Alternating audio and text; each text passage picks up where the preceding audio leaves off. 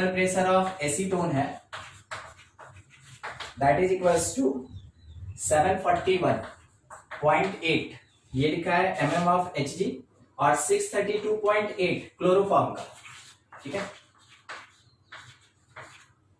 ये क्लोरोफॉर्म का 632.8 mm of Hg ये लिखा है।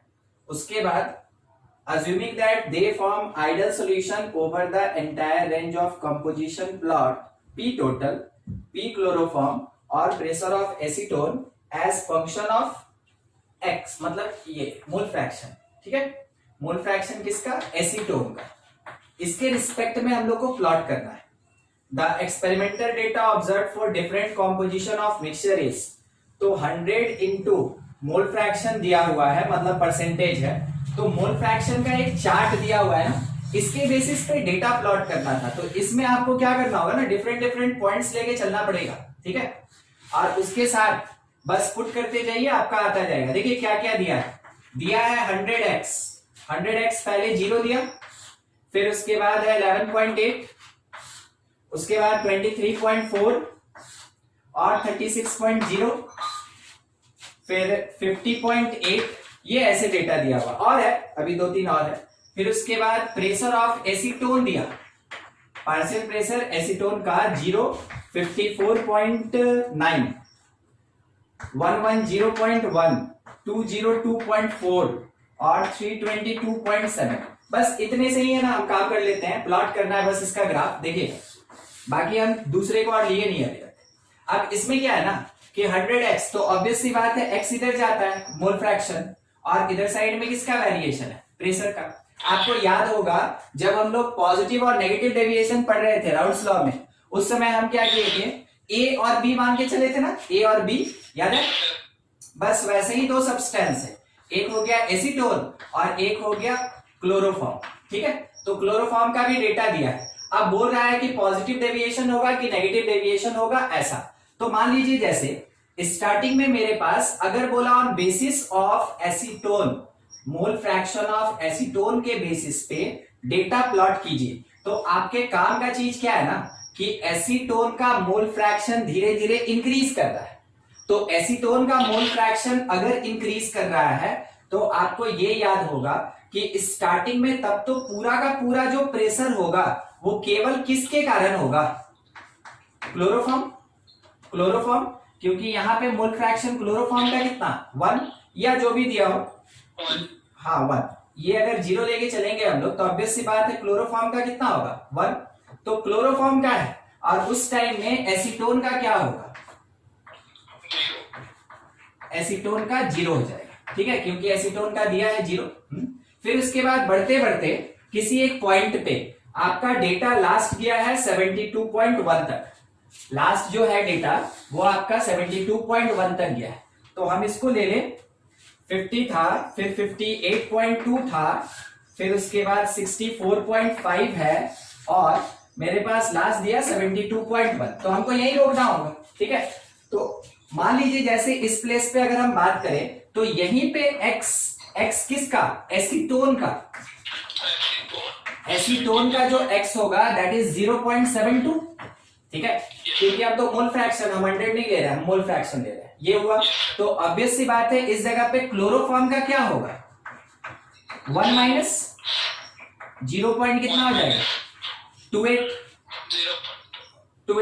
ठीक है। अब इस प्लेस पे एक ऐसा कुछ ग्राफ, ठीक है। अब हो सकता है कि ये वाला पार्ट जो है ये धीरे धीरे ऐसे डिक्रीज करके जाएगा, किसके लिए, किसके लिए, ये जाएगा क्लोरोफॉर्म के लिए, क्लोरोफॉर्म के, और ये धीरे धीरे ऐसे इंक्रीज करेगा, ये किसके लिए इंक्रीज करेगा, एसीटोन के लिए, एसीटोन के लिए। बस डेटा के बेसिस पे ग्राफ बनाने क्वेश्चन में बोला है।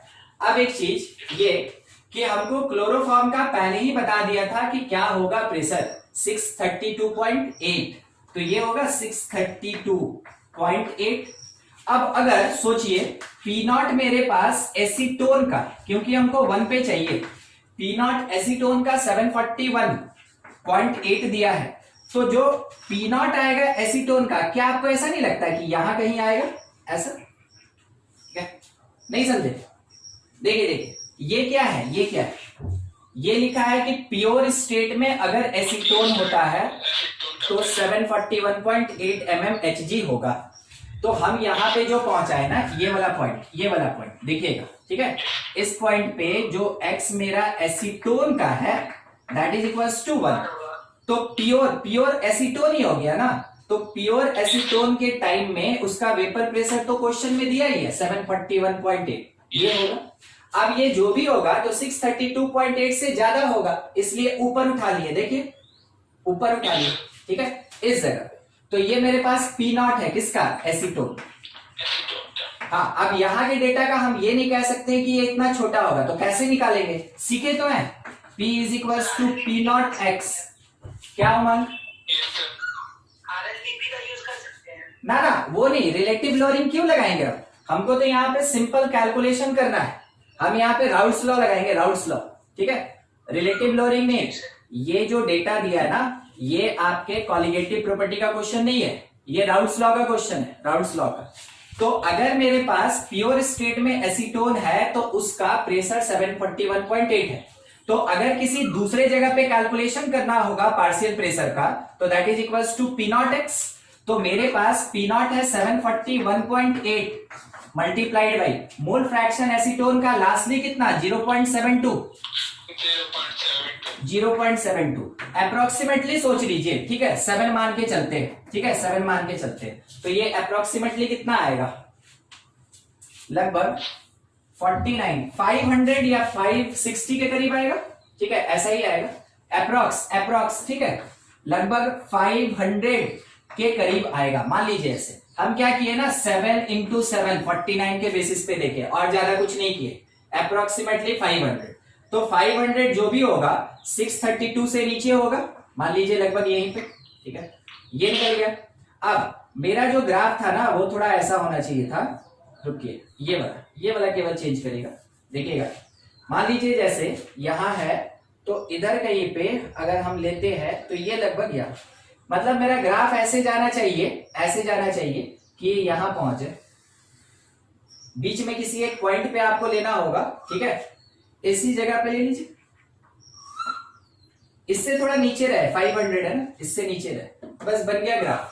अब उसके बाद सॉल्यूशन का जो ग्राफ होगा वो ऐसे जाएगा, ये हुआ आइडियल बिहेवियर, अब देखिए, अब देखते चलिएगा कि क्वेश्चन क्या बोला। ये दिया था 632.8, फिर है 548.1, 469.4, आप पूरा डाटा वाला ही क्वेश्चन उठा दिए हैं, 0.7, ठीक है। आगे है कुछ, अब देखिए मेरे काम का एक जगह पे, ठीक है, मेरे काम का एक ही प्लेस है, बस हम उसी पे बात कर रहे हैं। कोई भी एक टर्म ले लीजिए, कोई भी एक टर्म, ठीक है, कोई भी एक कॉलम ले लीजिए। उससे क्या फायदा है कि देखिए अगर हम P क्लोरोफॉर्म निकाले तो क्लोरोफॉर्म के लिए P0 क्लोरोफॉर्म ऊपर दिया 632.8 और multiplied by mole fraction of chloroform. तो देखिए मोल फ्रैक्शन एसीटोन का 23.4, तो क्लोरोफॉर्म का कितना 100, मतलब 1 में से सबका कितना आएगा 76.6 आ रहा है। ऐड करके देखिए ना, तो इसको हम लोग लिखेंगे 0.76, हाँ 1 में से माइनस करना है, तो 0.76 ये आ गया, ठीक है। कितना होगा, लगभग 42 मान ले, लगभग, ठीक है, हाँ एग्जैक्ट निकाल लीजिएगा जो आने वाला रहेगा। फिर उसके बाद एसीटोन का, तो एसीटोन का मेरे पास है कितना, इसका प्रेशर है 741.8 मल्टीप्लाइड बाई इसका मोल फ्रैक्शन कितना है, इस जगह पे एसीटोन का मोल फ्रैक्शन कितना 0.23, लगभग कितना आएगा, तो ये लगभग 140, लगभग अप्रॉक्स में बात करें, ठीक है, लगभग 140। अब देखिए, अब P सॉल्यूशन अगर हम निकालना चाहेंगे तो P सॉल्यूशन मेरे पास कितना आना चाहिए, ठीक है, कितना आना चाहिए, तो ये होना चाहिए मेरे पास 560, अप्रोक्सीमेटली वो होना चाहिए। अब यहाँ पे आपके पास प्रेशर दिया है, थोड़ा इसको ऐड कर लिया, ठीक है, गिवन है डेटा में, जो गिवन है जो गिवन डेटा में जो गिवन है उसके हिसाब से P chloroform plus P acetone that is equals to 110 और 469, ज्यादा नहीं, 110 और 469 अप्रॉक्स ये कितना आया 57। अब थोड़ा सोच के, बस यहीं पे मेरा आंसर है। अभी तक हम जो कर रहे थे डेटा केवल सॉल्व कर रहे थे, निकाल रहे थे, अब मेरा आंसर आएगा।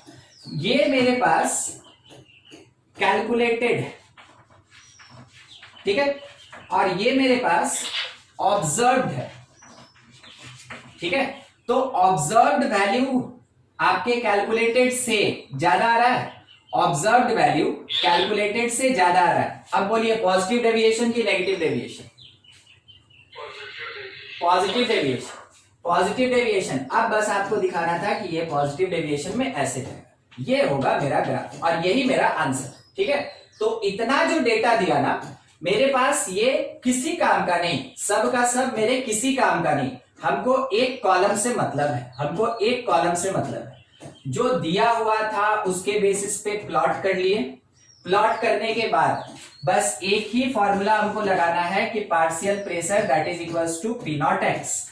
उसके बेसिस पे पर्टिकुलर कॉलम में से क्लोरोफॉर्म निकाल लिए, एसीटोन का प्रेशर निकाल लिए, ऐड किए, सॉल्यूशन का प्रेशर क्या होना चाहिए थ्योरेटिकली वो कैलकुलेट कर लिए। अब उसके बाद जो गिवन है उसके साथ कंपेयर किए। अगर मेरा कैलकुलेटेड ऑब्जर्व्ड से अगर ऑब्जर्व्ड से ज्यादा हो जाता, फिर से एक बार, अगर मेरा कैलकुलेटेड ऑब्जर्व्ड से ज्यादा हो जाता तो वैसे केस में हम क्या बोलते कि नेगेटिव डेविएशन हो रहा है, वैसे केस में नेगेटिव होगा।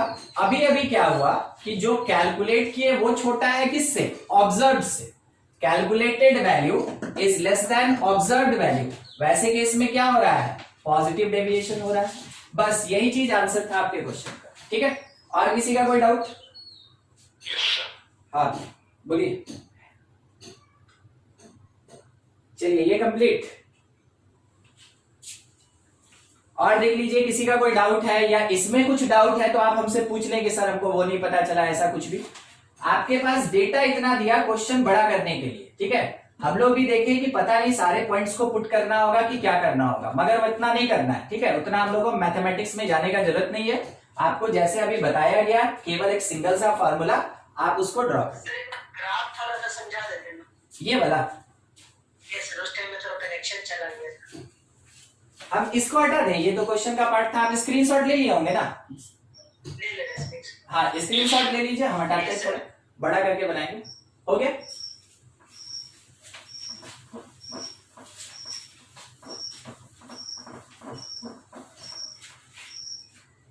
देख सबसे पहला चीज कि मेरे पास दो सब्सटेंस है, ठीक है। कौन कौन है? क्लोरोफॉर्म और एसीटोन, ठीक है। क्लोरोफॉर्म और एसीटोन दो पार्ट। इधर एक्स को लेके जाएंगे तो स्टार्टिंग में जैसा आप टेबल देखे थे, स्टार्टिंग में आपको एसीटोन का मोल दिया हुआ था, मोल फ्रैक्शन 0, ठीक है। तो स्टार्टिंग में अगर मोल फ्रैक्शन एसीटोन का 0 दिया है यानी X acetone that is equals to 0, और उसी टाइम में मोल फ्रैक्शन क्लोरोफॉर्म का क्या होगा, 1 होगा। बोलिए, पहले ये समझे, ठीक है। तो यहाँ पे जो भी प्रेशर होगा, इस पर्टिकुलर पॉइंट पे जो भी प्रेशर होगा, जो भी प्रेशर, वो केवल क्लोरोफॉर्म के कारण होगा। तो क्लोरोफॉर्म का समथिंग कोई एक डेटा यहाँ पे क्वेश्चन में अपना दिया था, कुछ 632 करके दिया था ना, 632.8। ये हो गया टॉप पॉइंट किसका, क्लोरोफॉर्म का। अब जैसे जैसे हम आगे बढ़ेंगे तो वैसे वैसे एसीटोन का अमाउंट बढ़ रहा है। वो यहाँ टेबल में आप देखे थे, अभी भी 3 लिखा हुआ है, देख रहे हैं, बढ़ रहा है। तो एसीटोन का अमाउंट बढ़ रहा है तो इसके कारण प्रेशर भी तो बढ़ेगा, ठीक है। और लास्टली जाके एसीटोन अपना प्रेशर कुछ प्रोवाइड किया था, कितना, 741.8। तो ऑब्वियस सी बात है, अगर हम इसको 632 बोल रहे हैं तो 741 थोड़ा ऊपर होगा, 741.8। इस जगह पे देखिएगा, इस जगह पे मोल फ्रैक्शन मेरे क्लोरोफॉर्म का 1 है, नहीं, क्लोरोफॉर्म का 0 और एसीटोन का 1 है। मगर मेरा डेटा जो एसीटोन का दिया था वो तो 0.7 2 तक दिया था, ठीक है। तो वो ऑब्वियस सी बात है इधर कहीं होगा ना, ठीक है, इधर कहीं होगा। हमको क्या करना है कि बस इसका एसीटोन इंक्रीज कर रहा है प्रेशर, और उसके साथ में क्लोरोफॉर्म का प्रेशर डिक्रीज, ये दोनों लाइन क्लियर हुआ? Yes sir. ठीक ठीक। अब यहां पे अगर एसीटोन का मोल फ्रैक्शन 1 है तो 0.72 ऑब्वियस सी बात है इससे पहले कहीं पे होगा, ठीक है। तो हम क्या किए, किसी एक जगह पे मार्क कर लिए लगभग कि ये मेरे पास एक्स एसीटोन जो है, मोल फ्रैक्शन ऑफ एसीटोन, ये 0.72 है according to given last data, ठीक है। अच्छा, यहां पे इसका प्रेशर होगा, यहां पे इसका प्रेशर होगा किसका, एसीटोन का प्रेशर। तो कितना होगा हमको निकालना होगा, हम इस फॉर्मूला को यूज किए। तो पी नॉट एसीटोन का दिया हुआ था 741.8 और मोल फ्रैक्शन एसीटोन का यहां पता 0.72। यहां तक में क्लियर हो गया था, ये समझे थे? Yes sir. मोल फ्रैक्शन 0.72 होगा तो इसका पार्शियल प्रेशर हम लोग इस फॉर्मूला से कैलकुलेट किए और अप्रोक्सीमेटली बता रहे, एग्जैक्ट कैलकुलेशन अभी नहीं कर रहे हैं, लगभग 500 आएगा, ठीक है, लगभग। तो 500 जो होगा यहाँ पे दिखा दिए। तो ये मेरे पास पार्शियल प्रेशर है किसका, एसीटोन का। कैसे निकाले, तो P not acetone multiplied by mole fraction करके निकाले, ठीक है, हो गया। तो ऑब्वियस सी बात है अगर आइडियल बिहेवियर है तो सोल्यूशन ऐसे जाएगा, पीएस, ठीक है, सोल्यूशन ऐसे जाएगा। अब बाद में हमको चेक करने बोला कि चेक करके बताइए कि पॉजिटिव डेविएशन की नेगेटिव डेविएशन। तो चेक करने का क्या तरीका, चेक करेंगे कैलकुलेटेड और ऑब्जर्व्ड वैल्यू पे। तो ऑब्जर्व्ड वैल्यू तो ऑलरेडी टेबल में दिया हुआ था, हम वहां से ले लिए, मगर कैलकुलेटेड हमको कैलकुलेशन करना था कौन से फॉर्मूला से, इस फॉर्मूला से पी नॉट एक्स क्लोरोफॉर्म का निकालिए कि थ्योरेटिकली क्या होना चाहिए, एसीटोन का निकालिए थ्योरेटिकली क्या होना चाहिए, दोनों को ऐड कर दिए तो सॉल्यूशन का निकल गया थ्योरेटिकली, यानी कैलकुलेट करके कितना होना चाहिए, और गिवन के साथ कंपेयर किए, पता चल गया कि मेरा सॉल्यूशन कैसा है, पॉजिटिव डेविएशन, ठीक है। हाँ, और किसी को कुछ डाउट, बोलिए बोलिए। मल्टीप्लाई किससे किया वहां पे, 0.72 ना? यहाँ नहीं सर, लास्ट वाले जो डेटा ये पीसी क्लोरोफॉर्म, ये सर क्लोरोफॉर्म, ये हाँ वो वाला 7.6 है। अच्छा, उधर का बोल्ड किया था। एक मिनट, अभी दिखा? Yes sir. हाँ 7.6 है, ठीक है, हटा दिया। देखिए छोटा सा एक पॉइंट रह गया था जो हम आपको पढ़ने बोले थे, पहले उस पर डिस्कस कर लें। एजियोट्रॉप्स, ठीक है, एजियोट्रॉप्स या फिर इसका नाम होता है azeotropic mixture, azeotropic mixture, azeotrope कहते हैं या फिर एजियोट्रॉपिक मिक्सचर कहते हैं। क्या होता है वो समझिएगा, ठीक है। मान लीजिए जैसे कि मेरे पास कोई एक कंटेनर है, ठीक है, क्लोज, उसके बाद एक और कंटेनर है क्लोज। अब क्या किए, इसमें से एक पाइप निकाल के इसमें डाल दिया ऐसे, ठीक है, ये थोड़ा उधर जाना चाहिए था ऐसे, और ये घूम के यहां आ जाएगा। अब इससे क्या फायदा, यहां पे हम ए और बी दो सॉल्यूशन रखे हैं, टू वोलाटाइल लिक्विड या फिर सॉल्यूशन, ठीक है, दोनों में से कुछ भी, टू वोलाटाइल लिक्विड या सॉल्यूशन, ए और बी। होगा क्या, ये अपने 1:3 के रेशियो में, मान लीजिए ए और बी कौन से कॉम्पोजिशन में प्रेजेंट, 1:3, ए और बी 1:3 में प्रेजेंट। तो अभी यहां पे ये कौन से स्टेट में है, लिक्विड स्टेट में। इसका वेपर बनेगा क्योंकि वोलाटाइल है। जब इसका वेपर बनेगा तो वेपर्स यहां से जाएगा, यहां पे ये जो पाइप है, ये जो नली है, इस जगह पे कौन प्रेजेंट होगा, इस ट्यूब में पूरा का पूरा वेपर प्रेजेंट होगा, पूरा का पूरा वेपर किसका, ए का और बी का, ए और बी का। अब इस जगह पे भी जब हम लोग एक्सपेरिमेंट किए तो डेटा मिला कि ए और बी का जो वेपर फेज में कॉम्पोजिशन है वो भी 1:3 है। याद है आपको, लिक्विड फेज में क्या था, 1:3, वेपर में भी कैसा है, 1:3, और इधर साइड में जाएगा कंडेंस्ड होगा और उसके बाद फिर से लिक्विड बनेगा, तो ए और बी प्रेजेंट होगा और फिर से वो 1:3, ठीक है। मीनिंग क्या हुआ आपको समझ में आया कि स्टार्टिंग में हम लोग एक ऐसा मिक्सचर लिए, एक ऐसा सोल्यूशन लिए जिसमें कि दो कंपोनेंट, दो वोलेटाइल कंपोनेंट, एक कॉम्पोजिशन 1:3 में था। उसके बाद जब ये अपना वेपर बनाया तो वेपर फेज में भी इसका कॉम्पोजिशन सेम है। फिर उसके बाद कंडेंस होके ये लिक्विड बना तो फिर से कॉम्पोजिशन सेम है। तो अगर कभी भी ऐसा होता है, if any mixture of solution और liquids are present with same composition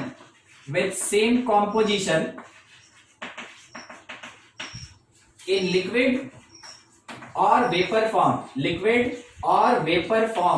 ठीक है, called एजियोट्रॉप्स, इसी को कहा जाता है एजियोट्रॉप्स, ठीक है, या एजियोट्रॉपिक मिक्सचर इसी को कहते हैं। तो हुआ क्या कि लिक्विड स्टेट में जो कॉम्पोजिशन, अगर वेपर स्टेट में वही कॉम्पोजिशन हुआ तो जो भी मिक्सचर है लिक्विड्स का या जो भी सॉल्यूशन है लिक्विड्स का, उसको हम लोग क्या बोलेंगे, उसको बोलेंगे हम लोग एजियोट्रॉप। ये चीज क्लियर हो गया कि एजियोट्रॉप बोलेंगे किसको। थोड़ा कैरेक्टरिस्टिक पे बात करते हैं, ठीक है। एजियोट्रॉप या azeotropic mixture contain same boiling point. अब ये कैसे पॉसिबल है, थोड़ा कोई समझाएगा। दो डिफरेंट सब्सटेंस डाले और उसका जो बॉइलिंग पॉइंट है वो सेम हो जाए। ये कैसे होगा, अगर किसी के साथ हुआ तभी तो एजियोट्रॉपिक मिक्सचर कहलाएगा। देखिए 95% इथेनॉल और अगर इसमें 5% वाटर ले लें, ठीक है, तो ये दोनों आपस में मिलके एक एजियोट्रॉपिक मिक्सचर बनाता है। क्या आपको एक चीज समझ में आया कि इथेनॉल लिया गया जो वाटर के कंपैरिजन में ज्यादा वोलेटाइल होता है, समझे इस बात को। इथेनॉल लिया गया जो वाटर के कंपैरिजन में ज्यादा वोलेटाइल है। तो ऑब्वियस सी बात है, अगर वेपर फॉर्म में भी कॉम्पोजिशन लेंगे तो 95% वेपर्स किसका होगा, इथेनॉल का, और 5% किसका, वाटर का। तो आपको ऐसा नहीं लग रहा है कि सॉल्यूशन काफी डाइल्यूटेड है, सॉल्यूशन काफी ज्यादा डाइल्यूटेड है। अगर डाइल्यूटेड होता है तो राउट्स क्या बोले थे कि वैसे केस में सॉल्यूशन एक आइडियल सॉल्यूशन की तरह बिहेव करेगा। और अगर आइडियल सॉल्यूशन की तरह बिहेव कर रहा है, इसका मतलब हो गया कि बस एक ही कंपोनेंट का नेचर वहां फॉलो होगा। और अगर एक कंपोनेंट का नेचर फॉलो हो रहा है तो जो लिक्विड फेज में कॉम्पोजिशन वही गैसियस फेज में कॉम्पोजिशन, और क्योंकि एक ही का नेचर फॉलो हो रहा है इस कारण से बॉइलिंग पॉइंट भी क्या रहेगा, सेम रहेगा। तो एजियोट्रॉपिक मिक्सचर में आप दो सब्सटेंस भी अगर मिलाते हैं तो दोनों का अलग अलग बॉइलिंग पॉइंट नहीं होगा, दोनों का क्या होगा, सेम बॉइलिंग पॉइंट होगा। एक और बात, अगर सेम बॉइलिंग पॉइंट हुआ तो क्या आप इस बात को समझ रहे हैं कि azeotropic mixture can't be separated, एकदम सही, बाय फ्रैक्शनल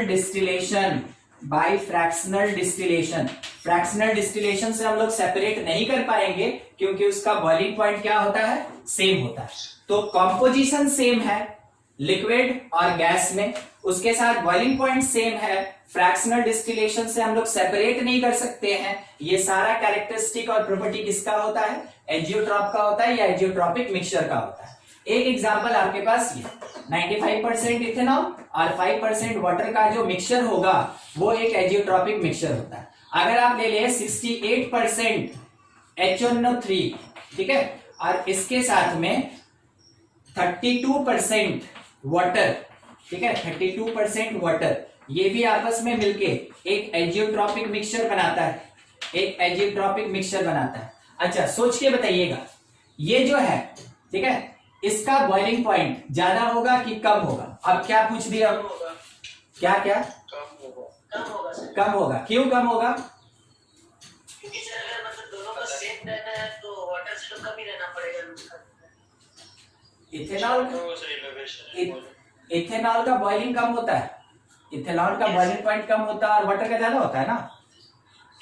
तो हम ये पूछ रहे हैं कि जो मिक्सचर बनेगा उसका इथेनॉल से कम होगा या वाटर से ज्यादा होगा।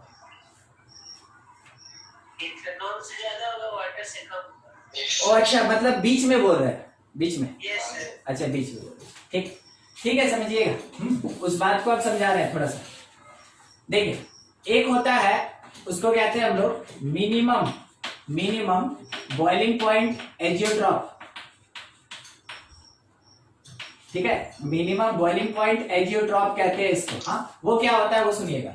इथेनॉल, ठीक है, C2H5OH, इसका जो बॉइलिंग पॉइंट होता है ये लगभग 371.2 के करीब होता है। ठीक है, उसके बाद जो H2O है, H2O, इसका बॉइलिंग पॉइंट जो होता है अप्रोक्सीमेटली 373, ठीक है, इतना केल्विन होता है।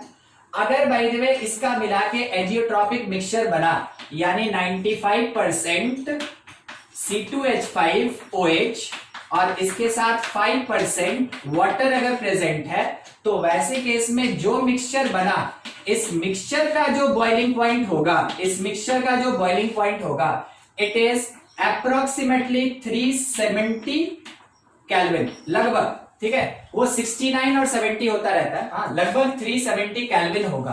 अब देखिए क्या हुआ, जो मेरे पास कम से कम बॉइलिंग पॉइंट वाला था उससे भी कम, यानी कि ये जो मिक्सचर है, ये जो मिक्सचर है, इसका बॉइलिंग पॉइंट H2O से भी कम, इसका बॉइलिंग पॉइंट इथेनॉल से भी कम, इसका बॉइलिंग पॉइंट इथेनॉल से भी कम। ठीक है, अगर ऐसा हुआ तो वैसे केस में उसको कहा जाता है मिनिमम बॉइलिंग एजियोट्रॉप, उसको कहते हैं मिनिमम बॉइलिंग एजियोट्रॉप। और ये होता है, ठीक है, ये होता है। अब क्यों होता है, कोई बताएगा हमको क्यों होता है?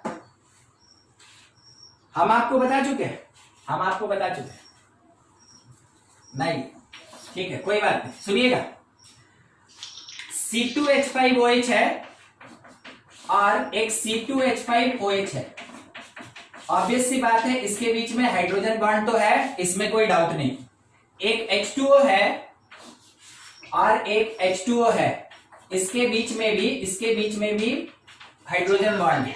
क्लियर? ठीक है, अब एक और रह गया, एक और H2O बीच में आ जाएगा तो डिस्टर्बेंस और C2H5OH, इसके बीच में भी हाइड्रोजन बॉन्ड है, बिल्कुल है। क्यों? वाटर के साथ क्या करता है? इथेनॉल हाइड्रोजन बॉन्ड नहीं बनाता है, ठीक है, बनाता है, बिल्कुल। तो ये तीनों हाइड्रोजन बॉन्ड है, ये तीनों हाइड्रोजन बॉन्ड सबसे वीकेस्ट, इन तीनों में अगर कंपेयर करें, सबसे वीकेस्ट लास्ट वाला, ठीक है, वीकेस्ट हाइड्रोजन बॉन्ड H2O और C2H5OH के बीच हाइड्रोजन बॉन्ड है, मगर उसका स्ट्रेंथ क्या हुआ? कम हो गया। क्यों? एक तो यहाँ पे सिमेट्रिसिटी मेंटेन हो रहा है, तो ज्यादा स्टेबल है। आप पढ़े हैं ऑर्गेनिक में, बार बार पढ़ते हैं, ज्यादा सिमेट्रिकल मतलब ज्यादा स्टेबल। ठीक है, तो क्योंकि ये सिमेट्रिकल है, इस कारण से हाइड्रोजन बॉन्ड ज्यादा स्ट्रांग होगा। सिमेट्रिकल है, हाइड्रोजन बॉन्ड ज्यादा स्ट्रांग होगा। अनसिमेट्रिकल है, हाइड्रोजन बॉन्ड थोड़ा सा वीक होगा। तो हाइड्रोजन बॉन्ड क्योंकि मिक्सचर में जाके वीक हो गया, मिक्सचर में हाइड्रोजन बॉन्ड वीक हो गया, ज्यादा से ज्यादा वेपर बनेगा, और ज्यादा से ज्यादा वेपर बनेगा तो बॉइलिंग पॉइंट क्या होगा? कम हो जाएगा। इस कारण से उसको हम लोग क्या बोलते हैं? मिनिमम बॉइलिंग एजियोट्रॉप कहते हैं। ठीक है, देखिए बोर्ड पे जितना पार्ट है, कुछ समझने में दिक्कत है तो पूछिए, नहीं तो आप इसका स्क्रीनशॉट ले लें, आप अच्छे से इसका नोट्स बना लेंगे। ठीक है, एजियोट्रॉप, ठीक है, मैक्सिमम बॉइलिंग पॉइंट एजियोट्रॉप। तो इसका मीनिंग आप पहले वाले के कंपैरिजन में तो समझ गए होंगे। अभी जैसे हम आपको बोले कि 68% HNO3 है, ये वाला काम ना HCl के साथ भी होता है। ठीक है, दोनों के साथ होता है। और 32% वाटर, ठीक है, 32% वाटर है। तो होगा क्या, थोड़ा समझिएगा ऐसे, एक तो नाइट्रेट है या क्लोरीन है, दोनों में से कुछ भी वैसा।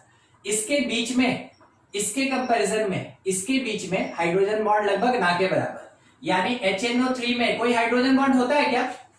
नहीं सर। HCl में नहीं होता, HF में होता है ना। तो यहाँ पे कोई बॉन्ड का सवाल ही नहीं है, ये ऐसे ही बैठा है, बस इसके बीच में वैंडरवाल का वो जो फोर्स ऑफ अट्रैक्शन होता है, डाइपोल डाइपोल इंटरैक्शन, बस वो लग रहा है। ठीक है, अच्छा, उसके बाद H2O अगर मेरे पास है, तो H2O में तो हाइड्रोजन बॉन्ड है, ये पहले से काम कर रहा है, हाइड्रोजन बॉन्ड यहाँ पे काम कर रहा है। ठीक है, तो ये हुआ मेरा एक सोल्यूट जिसमें कोई वैसा हाइड्रोजन बॉन्ड टाइप का स्ट्रॉन्ग फोर्स नहीं है। ये हुआ सॉल्वेंट जिसमें कि मेरे पास हाइड्रोजन बॉन्ड प्रेजेंट है। अब हम सॉल्यूशन बनाएं या दोनों को मिलाएं, तो HNO3 के साथ हम किसको मिलाएं? H2O। ठीक है, H2O को। बताइए हाइड्रोजन बॉन्ड बनेगा कि टूट जाएगा? और वो भी स्ट्रांग बनेगा हमको लगता है शायद, ठीक है, स्ट्रांग बनेगा, पहले के कंपैरिजन में और स्ट्रांग बनेगा। हाँ, इस कारण से यहाँ पे यहाँ का O जो है H पे फोर्स लगा सकता है, और यहाँ का नाइट्रो पूरा का पूरा जो नाइट्रेट है वो क्या करेगा, इस H पे खींच सकता है, ठीक है। जिसके पास OH होता है उसका H हाइड्रोजन बॉन्ड बनाता है, ये सीखे आप। इसके पास तो है ना, ये HOH है। तो यहाँ पे थोड़ा स्ट्रॉन्ग हाइड्रोजन बॉन्ड बनेगा, ध्यान रखिएगा, यहाँ पे स्ट्रॉन्ग हाइड्रोजन बॉन्ड बनेगा, ठीक, स्ट्रॉन्ग कंपैरिजन टू H2H2। अगर सॉल्यूशन में स्ट्रॉन्ग हाइड्रोजन बॉन्ड बन गया तो इसका बॉइलिंग पॉइंट इंक्रीज करेगा कि डिक्रीज करेगा? बॉइलिंग पॉइंट इंक्रीज करेगा।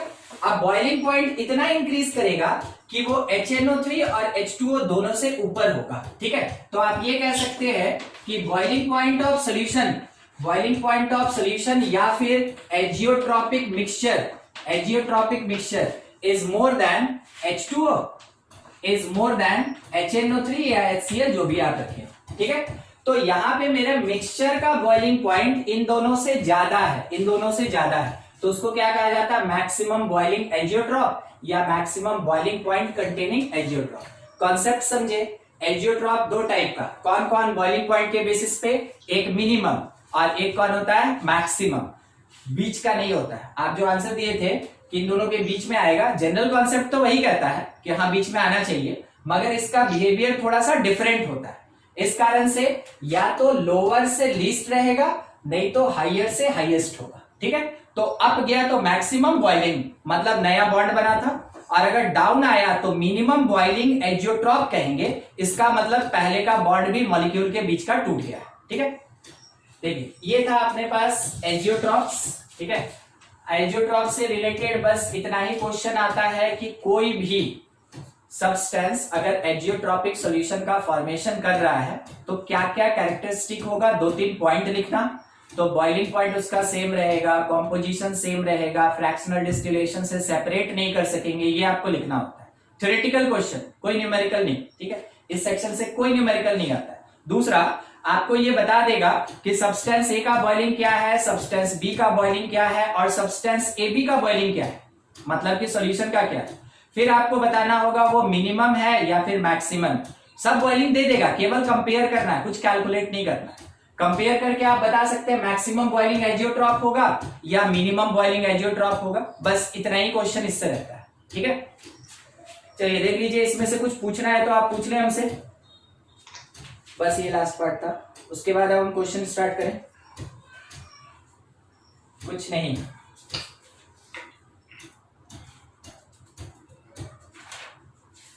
हम लोग पिछले क्लास में जो वेंट ऑफ फैक्टर किए थे, वो वेंट ऑफ फैक्टर का आप लोग कुछ क्वेश्चन ट्राई किए थे? नहीं, ठीक, बढ़िया। यहाँ अब मेन डिस्कशन है अपने पास न्यूमेरिकल्स पे, खत्म हो गया है सॉल्यूशन, न्यूमेरिकल्स पे मेन डिस्कशन है।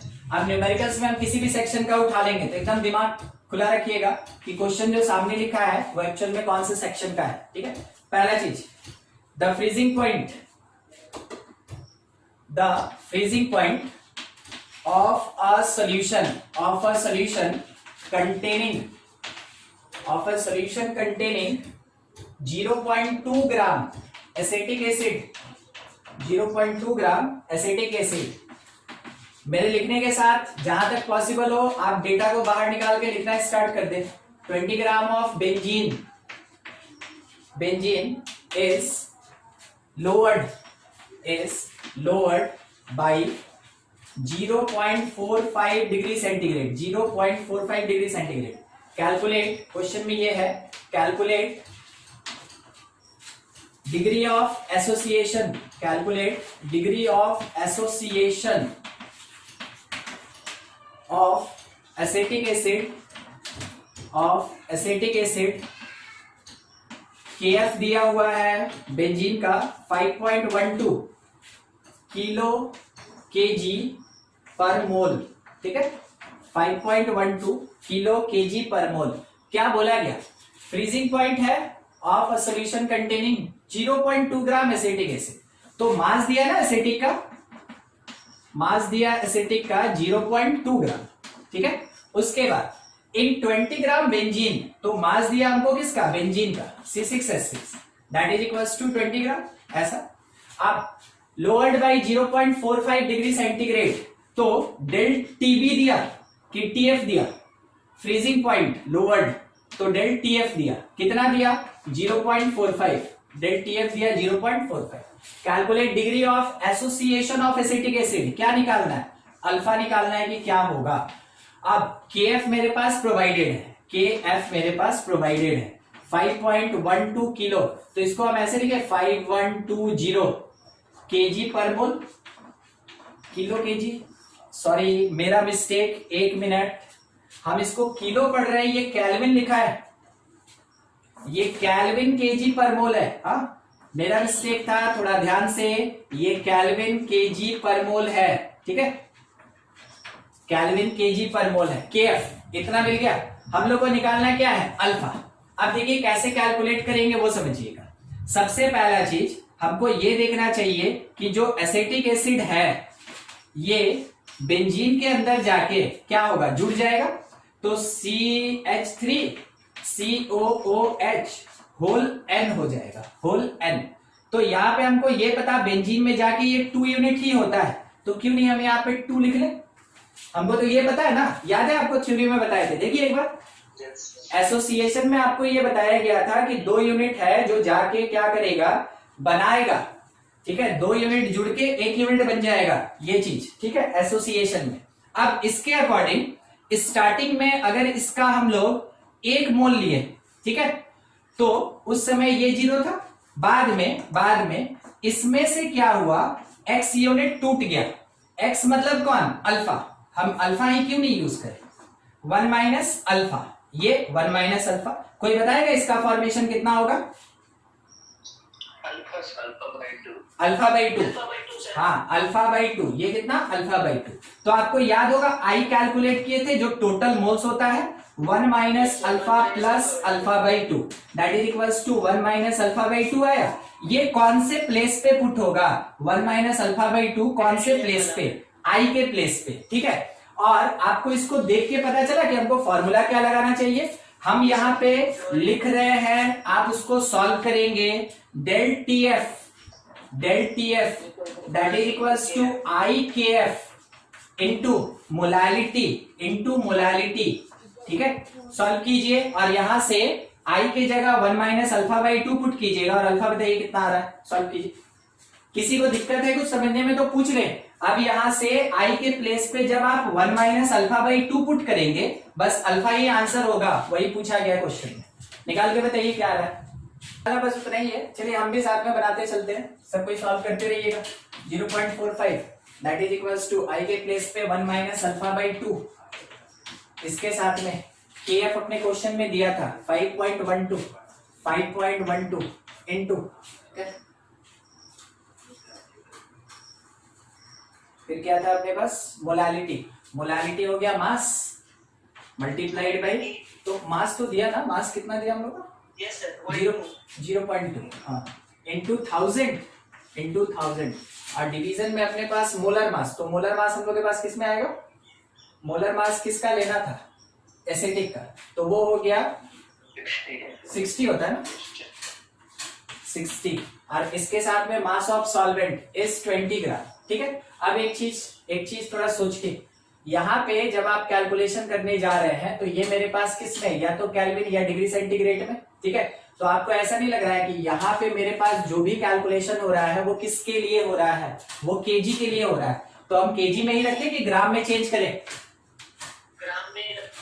ग्राम में करना चाहिए, है ना, तो पावर 2 कर दे, ठीक है, पावर 2। अब उसके साथ इसका कैलकुलेशन करते हैं, तो 1 minus alpha by 2 that is equals to, देखते चलिएगा, ये जो 2 जीरो है ना ये कैंसिल कर देंगे, 1 जीरो इसको दे देंगे, 1000 बचेगा मेरे पास, ठीक है।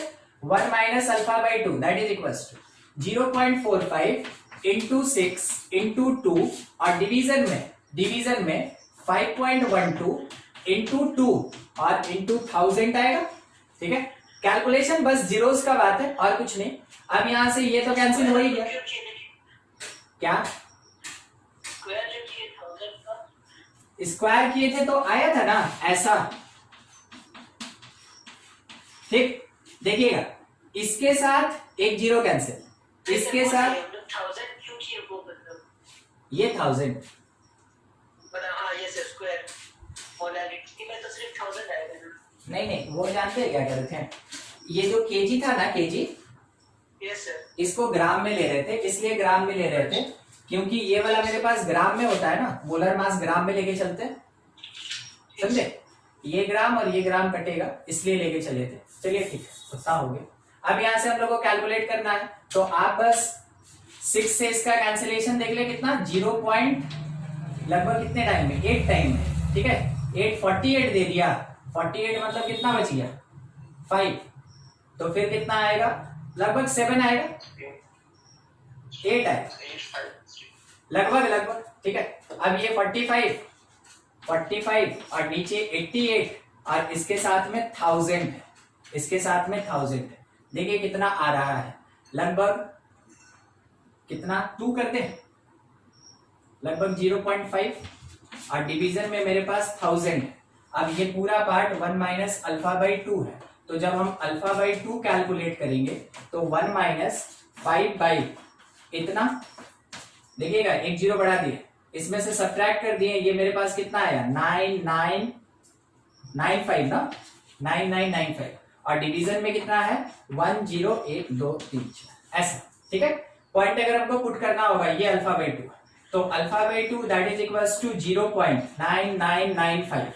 उसके बाद आप अल्फा कैलकुलेट कर सकते हैं, इसको क्या करेंगे 2 से मल्टीप्लाई करेंगे, तो ये तो ज्यादा हो जाएगा, अल्फा बाई 2 मेरे पास 0.999 आ गया। कैलकुलेशन में एक बार चेक कर लीजिए कहीं कुछ मिस्टेक है क्या।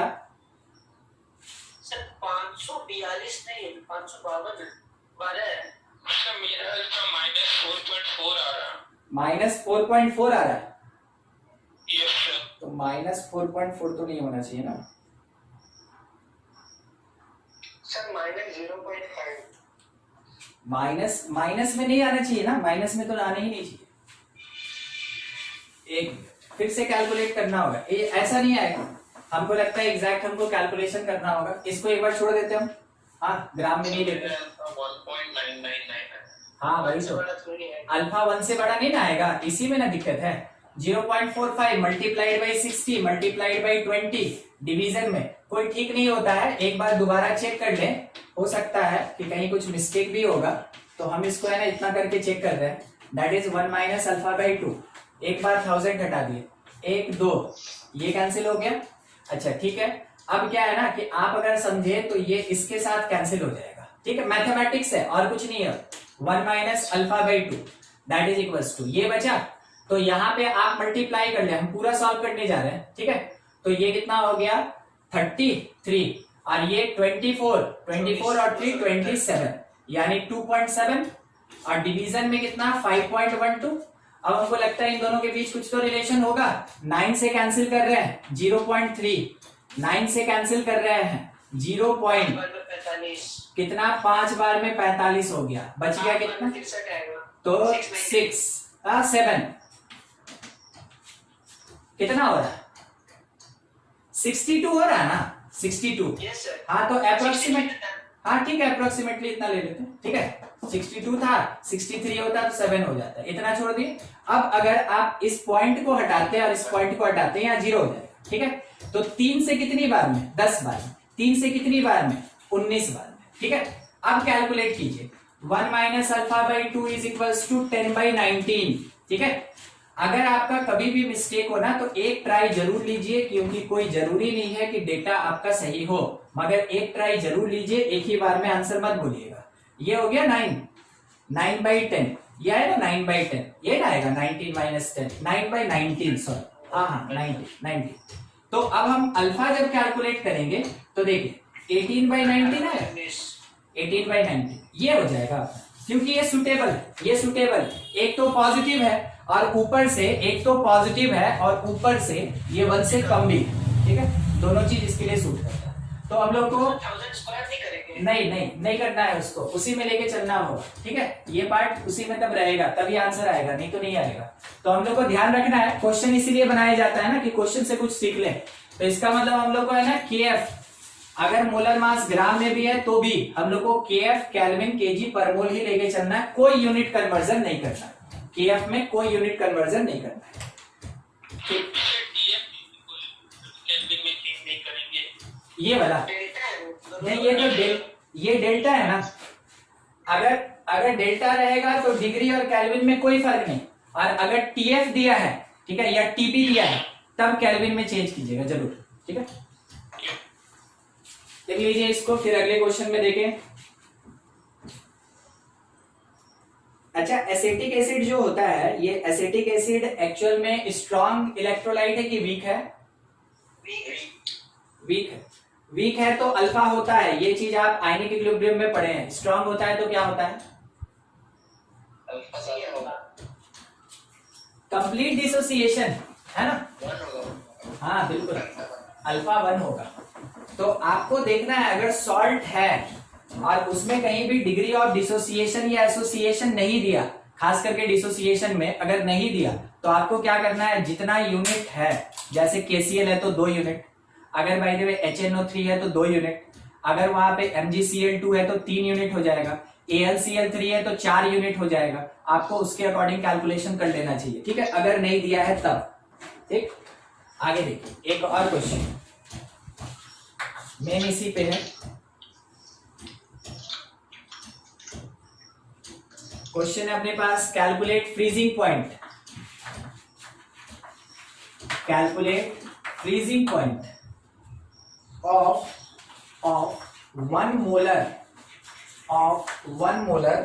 aqueous solution, 1 molar aqueous solution, जबकि डेंसिटी दिया है इसका 1.04 ग्राम पर मिलीलीटर ऑफ KCl,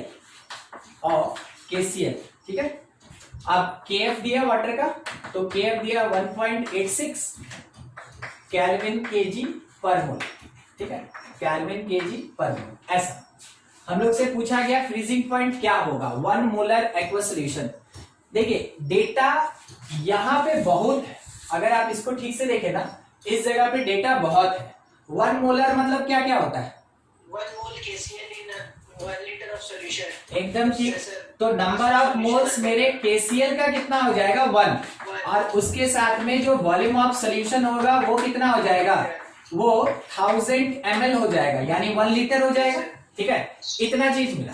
अगर नंबर ऑफ मोल्स KCl का 1 मिल गया तो हमको मास भी तो KCl का मिल गया। यस सर, 39.9 प्लस 35 39 हाँ ठीक है, तो 39 या 40 ले लेते हैं उसको, और KCl कितना? 35, 74.5 ये हो गया। अच्छा ये मिल गया। अब थोड़ा सा सोचिएगा, क्या मेरे पास मास ऑफ सॉल्यूशन है? Yes sir, volume into density. Density तो मल्टीप्लाई किए हम लोग, तो आया कितना? 1040 ग्राम। अब इतना आ गया, तो क्या मेरे पास मास ऑफ सॉल्वेंट है?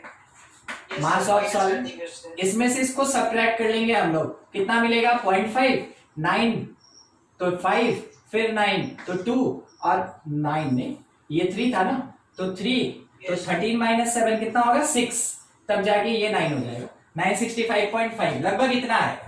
अब इससे क्या फायदा? आप तो यहाँ देख रहे हैं ना, बात हो रहा है फ्रीजिंग पॉइंट का, मोलालिटी आ जाएगा। हाँ, तो उसके बेसिस पे मोलालिटी निकाल लेंगे हम लोग, बस उसी चीज पे हम लोग को चलना है, ठीक है। काम करेंगे किस पे? Del TF that is equals to KF into molality. और सोचिए वेंट ऑफ फैक्टर होगा कि नहीं? कुछ बोला नहीं है, होगा कि नहीं? नहीं होगा सर, KCl डिसोसिएट करेगा, लेकिन सर यस सर। हाँ तो होगा ना, और कितना होगा? यस सर होगा। और कितना होगा? अल्फा 1 प्लस अल्फा 2 होगा। KCl स्ट्रॉन्ग सॉल्ट है, कंप्लीट डिसोसिएशन होगा। हम आपको क्या बोले थे अभी? अगर मेरे क्वेश्चन में कहीं अल्फा दिया है तो हम उसको कंसीडर करेंगे, अगर नहीं दिया हुआ है तो कंप्लीट डिसोसिएशन। तो KCl टूटेगा कैसे? K प्लस और Cl माइनस में, K प्लस और Cl माइनस, यानी कितना? 2 पार्टिकल। तो आई तो कंसीडर करेंगे और आई का वैल्यू हम कितना लेके चलेंगे 2। किसी को पूछना है तो पूछ लीजिए आई 2 क्यों लिए सर, नहीं पूछना है, ठीक।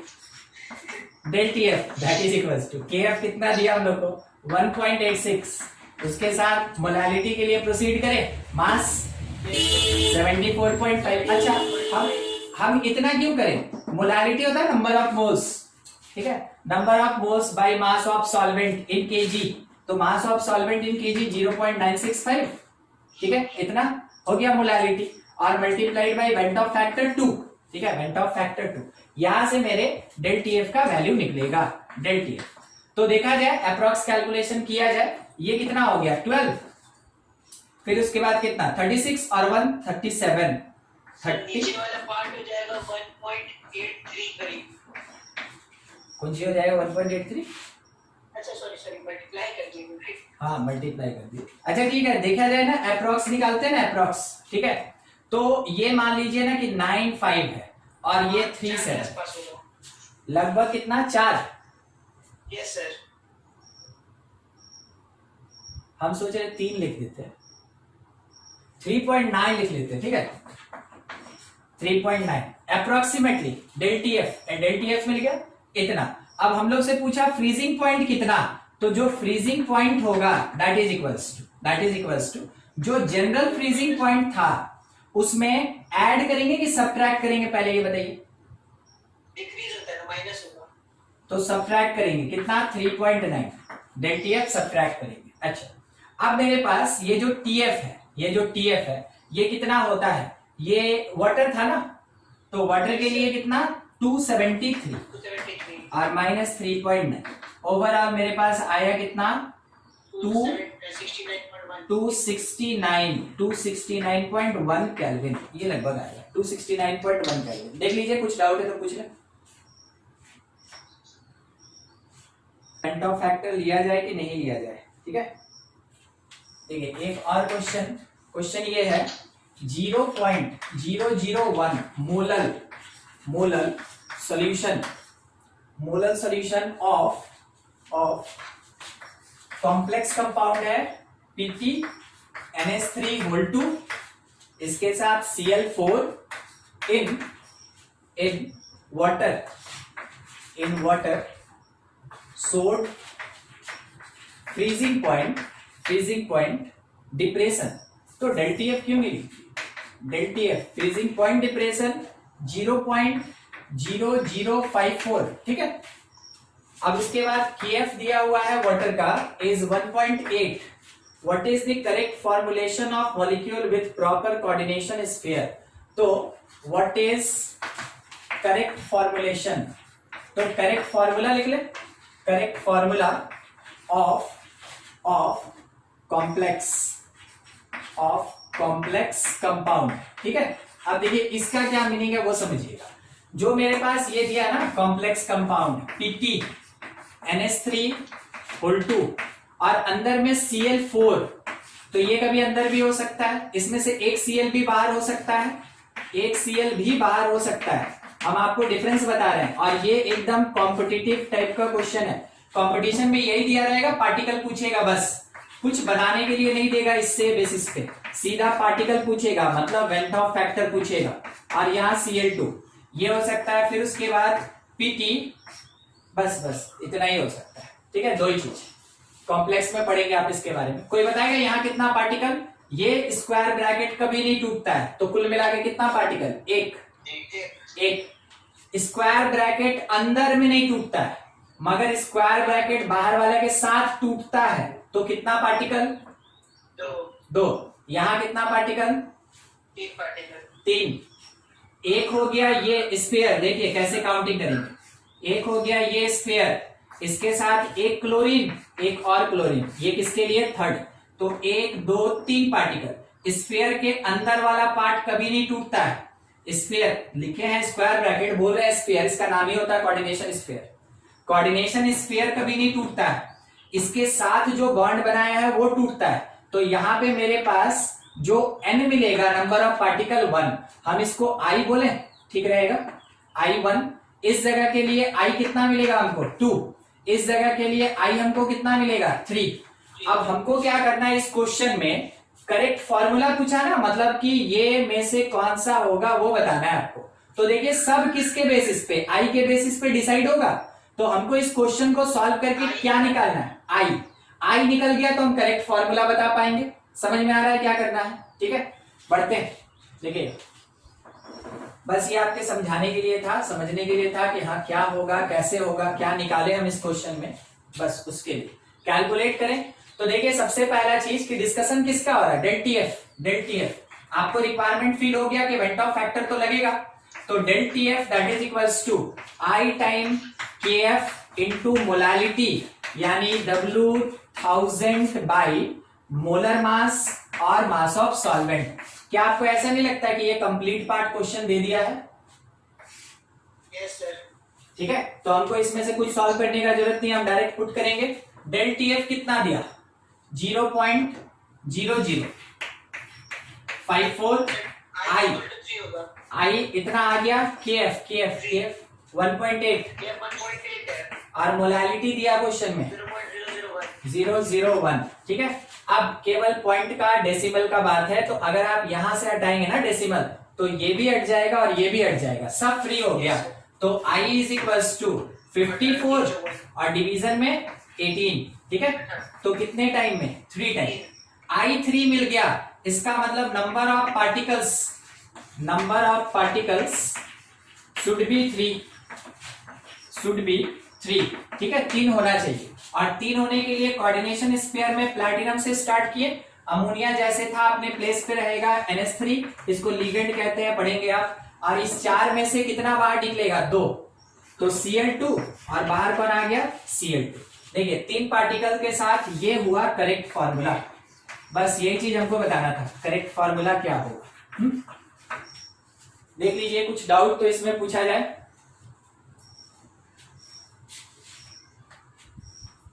नहीं,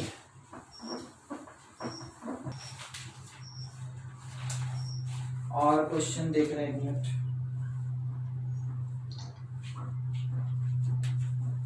देखिए नेक्स्ट क्वेश्चन है, कैलकुलेट ऑस्मोटिक प्रेशर। सीधा बोल दिया ऑस्मोटिक प्रेशर क्या होगा, ऑफ एक्वस सॉल्यूशन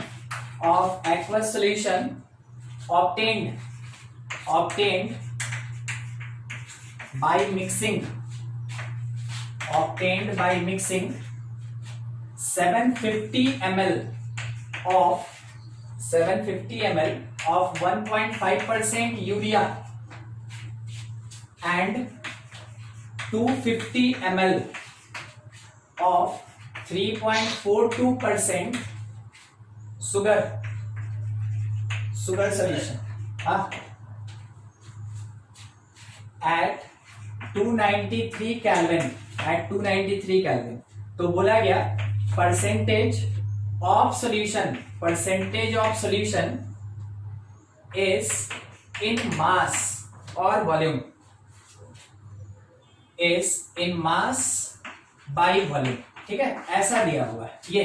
तो हम लोग को क्या करना है, ऑस्मोटिक प्रेशर कैलकुलेट करना है, किसका, aqueous solution obtained by mixing 750 ml of 1.5% urea solution और 250 ml of 3.42% शुगर सॉल्यूशन। इसका कैलकुलेशन करना है हम लोग को। ठीक है, तो सबसे पहले सॉल्यूशन 1 के लिए, सॉल्यूशन 1 यूरिया वाला, हम लोग को पता मास ऑफ यूरिया कितना होगा, कोई बताएगा हमको? Mass of urea, molar mass कितना, देखिए 100 में 1.5, तो 750 में कितना, वो निकालना होगा ना। 100 में 1.5, तो 750 में कितना, तो आप लिख सकते हैं 1.5 बाई 100 मल्टीप्लाइड बाई 750। नहीं समझे आप इस बात को? यस। ठीक, अगर समझ गए तो ठीक, नहीं समझे तो पूछ लीजिएगा, बता देंगे। यार ये कैंसिल हो गया, देख लें कितना आ रहा है, लगभग ये 15 से ही कैंसिल कर लेना, 15 से सॉरी मल्टीप्लाई कर लें, तो 15 5 टाइम में कितना, 75, और 15 7 टाइम में कितना होता है, 105। तो 105 और 7 112 पॉइंट यहां डालना था, यहां डालेंगे इतना ग्राम, चलिए मिल गया। ठीक है, सब ऐसे ही हम लोग को कैलकुलेट करना है।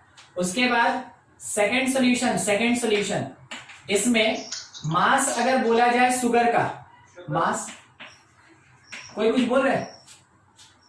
नहीं सर। ठीक, मास अगर शुगर का निकाले तो 100 में 3.42 तो हमको निकालना कितने में 250। ठीक है, ये कैंसिल 25 से काट देंगे। 25 से ही काट दें 4। ठीक है, 25 से 10, चलिए ठीक है, 4 से कैंसिल कर ले 8.3 0.83 तो ये 8.3 ग्राम। ठीक है, 8.3 ग्राम। दोनों का हम लोग को सॉल्यूट मिल गया। ठीक है, सॉल्यूट मिल गया। अब अपने पास है क्या, ऑस्मोटिक प्रेशर। तो ऑस्मोटिक प्रेशर जो होता है वो समझिएगा, pi V that is equals to NRT. क्या यहाँ पे कुछ भी डिसोसिएशन एसोसिएशन है? नहीं सर। नहीं है, तो आई लगेगा नहीं। ठीक है, अब इसके लिए हमको क्या क्या चाहिए, देखिए वॉल्यूम चाहिए। तो वॉल्यूम कैसे मिलेगा, दोनों का वॉल्यूम ऐड करके ऐड करेंगे। एन चाहिए, एन कैसे मिलेगा, दोनों का मोल्स ऐड करके। ठीक है, आर और टी तो फिक्स है, कांस्टेंट है। अपने क्वेश्चन में कहीं ना कहीं कुछ होगा। लेकिन वॉल्यूम को तुम लोग ऐड नहीं कर सकते बस, क्योंकि 1 लीटर में 2 लीटर मिलाएंगे कितना बनेगा? बनना चाहिए, मतलब 3 लीटर भी बन सकता है, कम ज्यादा भी हो सकता है। हाँ, तो यहाँ पे वैसा कुछ नहीं ना है कि पॉजिटिव नेगेटिव डेविएशन वाला बात ही नहीं है। ये कैसा आइडियल सॉल्यूशन, और आइडियल सॉल्यूशन में डेल्वी मिक्सचर क्या होता है, 0। नहीं समझे? हाँ, तो डेल्वी मिक्सचर अगर 0 होता है इसका मतलब है कि कोई चेंज नहीं होगा, तो सिंपल ऐड होगा ये। समझे उस बात को? Ideal solution. ठीक है, आइडियल। अब यहाँ से पाई निकालना है, एन का वैल्यू, तो इसका नंबर ऑफ मोल्स 11.25। डिवीजन में कौन था, यूरिया। यूरिया का कोई फॉर्मूला बताएगा हमको? हाँ, NH2CO NH2 याद रखिएगा। निकाला जाए कितना होता है इसका मास, ये हो गया 28। चलिए, ये हो गया 4, कार्बन का 12, ऑक्सीजन का 16। ठीक है, तो 28 और 12 को ले लीजिए 40 और 20 कितना हो गया, 60। चलिए ठीक है, 60 ये प्लस इसका 8.3। डिवीजन में शुगर के लिए मास कितना होता है, 342। देखिए ये एन का वैल्यू मिला, ये एन का वैल्यू मिला, इंटू आर। तो आर कितना लेके चलेंगे, एटीएम में 0.082 मल्टीप्लाइड बाई टी कितना लेके चलेंगे, 293। और डिवीजन में अपने पास क्या आएगा, वॉल्यूम। और वॉल्यूम कितना होगा, 750 plus 250 that is equals to 1000। आप इस डेटा को सॉल्व कर ले, आपको ऑस्मोटिक प्रेशर मिल जाएगा। कुछ डाउट तो पूछ ले आप इसमें, कैलकुलेशन कर लीजिएगा, लंबा है बस।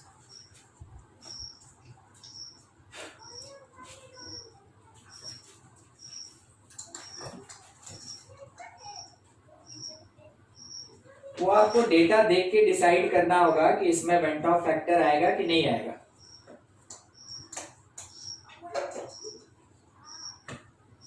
प्रेशर सेम हो, देखिए क्वेश्चन, एट 300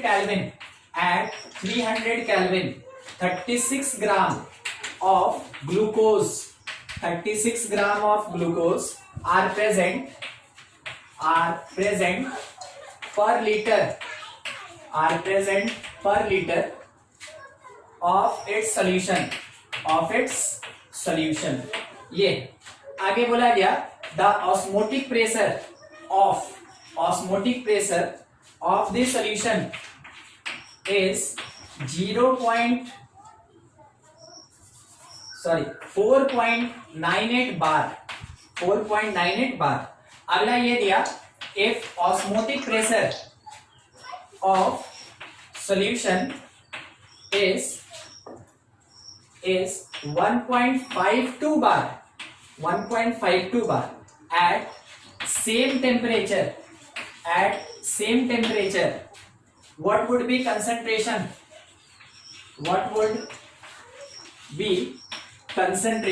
concentration क्या होगा ये चीज। ठीक है, देख लीजिए क्वेश्चन में क्या दिया और क्या निकालने के लिए बोल रहा है।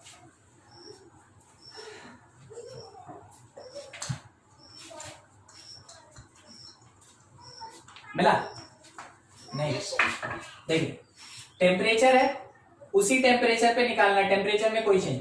36 ग्राम ग्लूकोज का है, फाइबर निकाल लेंगे सर पहले। ठीक है ना, एक चीज the osmotic pressure of solution is इतना, ठीक है। तो सबसे पहले पाई 1 दिया मेरे पास कितना 4.98। अब ये हम लोग जानते हैं कि कितना होगा, तो pi that is equals to C1 RT लिख सकते हैं, नहीं समझे? Pi 1 is equals to C1 RT, pi equals to CRT होता है ना, N/V को C कहते हैं, N/V को C कहते हैं, लिखे थे हम लोग। सेम ऐसे ही पाई 2 क्वेश्चन में दिया है कितना 1.52 C2 RT, क्योंकि R कांस्टेंट है और T तो बोला ही एट सेम टेम्परेचर, तो पाई 1 बाई पाई 2 कर सकते हैं। ठीक है, डिवाइड कर दिए, R कैंसिल हो गया, T कैंसिल हो गया। अब मेरे पास 4.98 के लिए डेटा दिया है 36 gram glucose present per litre, 36 gram glucose present per litre, ये क्या है? मोलैरिटी ना अभी नहीं है, मोलर मास से डिवाइड करेंगे तो मोलारिटी बन जाएगा। तो मोलर मास 36 बाई किसका बात था, ग्लूकोज 180 होता है ना, डिवीजन में C2, बस यहां से C2 निकाल लीजिए, आ गया। जो C2 आ जाए, बताइए आंसर क्या आ रहा है, सॉल्व कीजिए।